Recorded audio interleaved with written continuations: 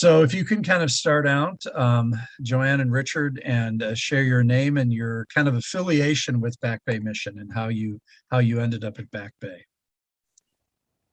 I'll let Richard start. In seminary, when I was finishing at Eden in St. Louis, I, from a long background, 10 generations, except for two, were all clergy. And the two who weren't, out of the German Evangelical Church, most of them were located in Germany, as a matter of fact. One of them was a headmaster of a school, and another was a full-time organist and choir director. So I had this history of clergy work. And my dad, of course, was pastor. We lived in New Orleans. And I thought I just didn't want to do anything else. But on the other hand, I wasn't real keen on being a pastor. My recollection growing up was folding bulletins on Saturday evening, getting ready for but I didn't know what to do. So I was thinking, well, maybe pastoral counseling out east, to take another course there. I'd done one at the State Hospital in St. Louis. But Henry Dom, who at that time was the associate for the Board of National Missions of the Evangelical and Reformed Church, had responsibility, among other things, for the inner city missions that were supported by the church. Came to visit and said, Ellerbrake, the South because you lived in New Orleans, and the inner city because you did field work at Caroline Mission, and you were a pastor, you were chaplain actually at the St. Louis Juvenile Court and the detention home and all of that. So we want you to go down to Biloxi, Mississippi, because they need a pastor-director at this church and community center down there. It's a wonderful place. You ought to go down there. We want you to go there. Go there. So we ended up going there. And that's what happened. In 1958, right out of seminary. I had not even done a clinical year, at least not the kind most people do. Wow. That's how That's we got. awesome. Do you want to introduce yourself, Joanne? Well, I'm Joanne, and I met him when he was at Caroline Mission, and he married me, and then he invited me to go with him to Biloxi, Mississippi. And I thought that would be the thing I should do. Yeah, I agree. That's right. You did maintain your kind of Southern accent from New Orleans, your New Orleans accent. Well, we moved down there when I was halfway through my junior year of high school. Oh, okay. And when I remember very distinctly a high school history class shortly after we moved there, Miss McKnight, who was the teacher in the Alcé Fortier High School in New Orleans, all boys in those days, public high school, came up to me and said, "Ellerbrake, you're new down here. What was the name of that war?" Oh. And I had learned better than to say the Civil War. I smiled and I said, "Ma'am, it was a war between the states." Oh, wow. He said, "You're wrong, you're wrong. It was a war of northern aggression. And don't you forget it. Don't you ever forget it." That was my introduction to New Orleans, and at least part of it. Wow. Yeah. New Orleans is a wonderful city. It truly is. It is. One of our favorite places. Absolutely. So unique. Yes, I loved it. I still do. So thanks for kind of sharing how you ended up at Back Bay. And what encourages you both, Joanne and Richard, to be longtime volunteers and supporters of Back Bay Mission? Well, I would say that Back Bay Mission, although it was early in our work, it was certainly one of the most formative places that we've ever been. Right. And we felt our sense of ministry there, I think, as much as any place we've ever been. And we still carry on relationship with a lot of people we knew in Back Bay Mission. And we certainly look back quite often on events from Back Bay Mission and how they formed and shaped what we've enjoyed doing all these years. Wow. Yeah, I think that's very well said. They were, my career was 30 years at Deaconess Hospital, another Chisholm organization here in St. Louis, which I was called to come after Back Bay. But I've often thought through the years that the 4 years we spent there were very, very formative, not only in my ministry at Deaconess Health System, where we ended up with 3 hospitals and we had a college of nursing and all kinds of outpatient work and just tons of stuff. And yet they work at, and I was, by the way, chairman of the Missouri Advisory Committee to the U.S. Commission on Civil Rights, appointed to that, I think, because of the time that I'd spent working as secretary the last 2 years in Biloxi of the Mississippi Advisory Committee of Civil Rights Commission. Anyway, the years we spent in Biloxi were, as Joanne said, I think extremely formative, and we often referred to them.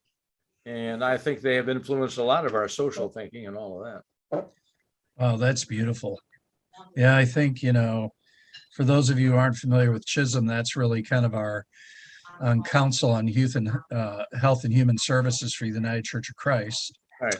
And Deaconess Hospital, amazing system there, right? You started by the United Church of Christ and influenced by the Well, United Church. started actually by evangelicals, people from the Evangelische Synod von North America. Yeah, German immigrants to St. Louis.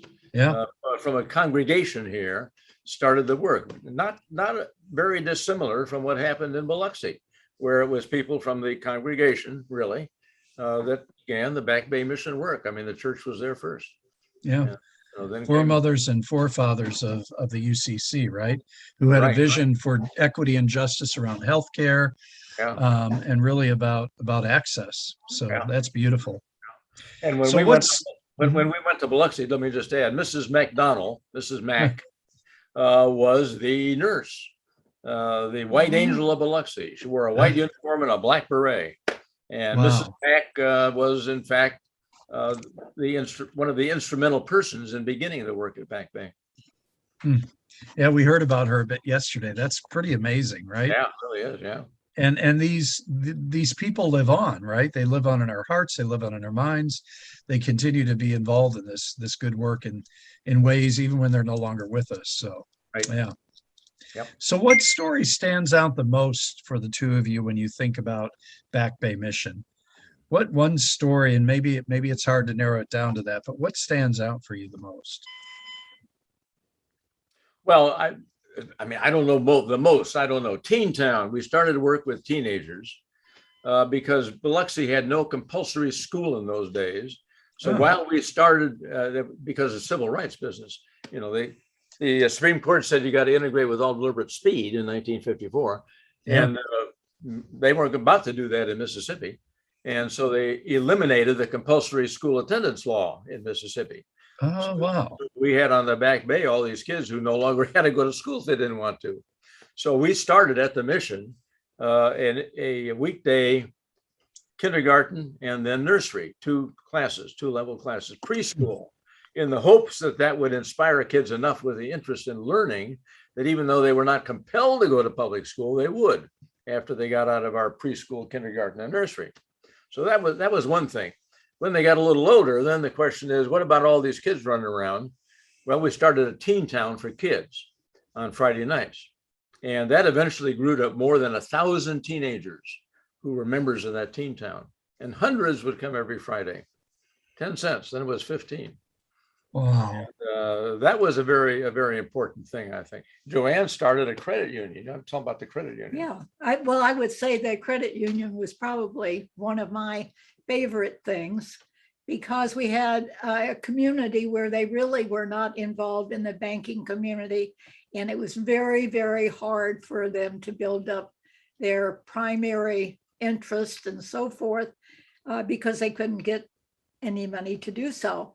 So we decided to have a wonderful credit union, and I became the treasurer and sort of chief.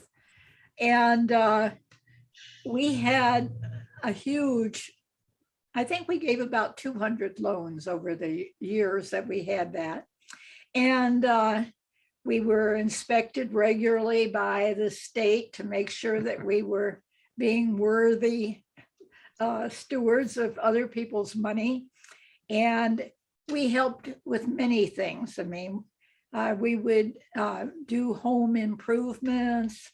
We would help to pay for people to go to college. We would pay for people to get out of jail. We would pay for small businesses to be started. And the amazing thing is, how long did we have that credit union? About 3 years, I think, 3 two and a years. half, maybe. I And- mean, while we were there, it continued after Yeah. us. Yeah. And the whole time we were there, with all of the loans that we gave to what would not be a premier population to loan money to, we never had a loan faulted on. Oh, wow.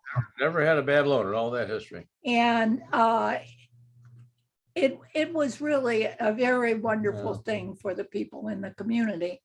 And I always remember the time that the state inspector came in. And I must say that working with people was more my focus in life than working with dollars. But I, Still is. but at any rate, that was an important part of working with people, was working with those dollars. So the state inspector was coming in, and I had never had a state inspector come and look at my management of everybody's funds. And they came, and I had a great deal of anxiety. Yes. No doubt. I mean, I'm not easily a person who gets great anxiety, but I did have it that day.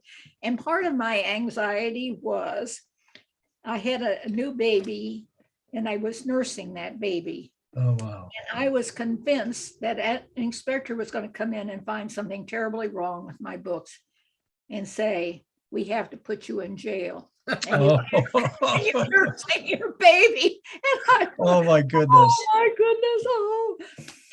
Well, he came and he did his inspection, which was very thorough.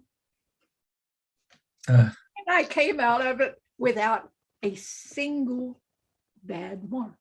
Wow. Not send me to jail. Yeah, And I continued to care for my baby. that's right. Oh, my You know, goodness. one of the clients, one of the members of that was a Zilda Taylor. I'll never forget that. The Zilda Taylor lived in the Oak Street area, up toward the Oak Street Chapel that used to be there just before we came. And we gave her a loan for some not modernization, but upkeep on her home. And she got featured on the front cover of the National Credit Union magazine. No kidding. Yeah, which if you don't have down there, we'll have to send you a copy of that. Please do. Yeah, Yeah. but that was a great deal for What was